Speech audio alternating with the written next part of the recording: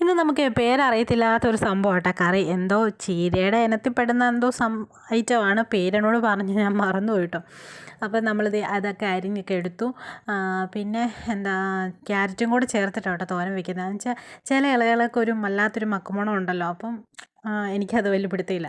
അതില്ലാതിരിക്കാനാണ് നമ്മൾ ക്യാരറ്റും കൂടെ ചേർക്കുന്നത്. അതിന് അടുപ്പത്ത് ചട്ടി വെച്ചിട്ട് വെളിച്ചെണ്ണ ഒഴിച്ച് കടുക് പൊട്ടിച്ച് ചെറിയുള്ളിയും പച്ചമുളകും ഒക്കെ മൂപ്പിച്ചിട്ട് ചെറുതായിട്ട് അരിഞ്ഞ ക്യാരറ്റ്, സവാള, പച്ചമുളക് ഇതെല്ലാം ചേർത്ത് ആവശ്യത്തിന് ഉപ്പും കൂടെ ചേർത്തിട്ട് വേവിക്കുക. അതൊരു പാതി വേഗമാകുമ്പോഴത്തേക്കും നമ്മൾ അരിഞ്ഞ് വെച്ചിരിക്കുന്ന ആ ഇലയും കൂടെ ചേർത്ത് കുറച്ച് തേങ്ങ ചിരണ്ടിയതും സ്വല്പം മഞ്ഞൾപ്പൊടിയും കൂടെ ഇട്ട് മിക്സ് ചെയ്തിട്ട് അടച്ച് വെക്കല്, തുറന്ന് വെച്ച് വേവിക്കണം കേട്ടോ. അത് ഞാൻ പ്രത്യേകം പറഞ്ഞതെന്നു വെച്ചാൽ നമ്മൾ അടച്ച് വെച്ച് വേവിച്ചിട്ടുണ്ടെങ്കിൽ ആ ഇലയ്ക്കകത്ത് നല്ലതായിട്ട് ജലാംശമുണ്ട്. അപ്പം ഒരുമാതിരി തോരൻ ഒരുമാതിരി പായസം പോലെയാവും. അതുകൊണ്ട് തുറന്ന് വെച്ചിട്ട് വേവിച്ചെടുക്കുക.